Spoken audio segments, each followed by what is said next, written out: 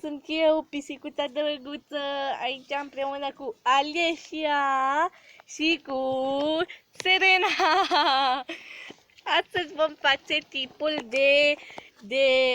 ce ziceți că tipuri de ce făceam?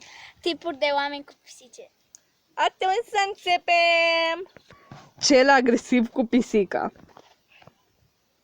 Bă, vrei să te omor? Nu mai mi-e una atâta nebună! Al doilea tip este omul care crede că pisica este copilul lui. Micuța mea, da, mami, da. Ce faci, mami? Ce faci, iubito meu?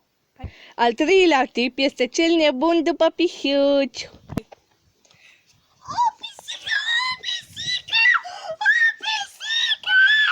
Al patrulea tip este omul care urăște pisicile. Aoleu, ce-i cu jabra asta aici?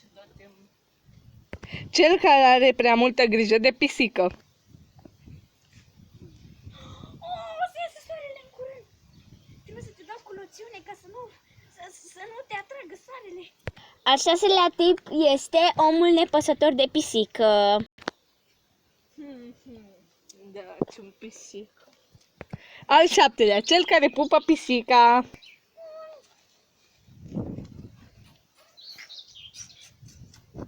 Al optelea tip este omul care nu știe să aleagă între pisică sau un alt lucru.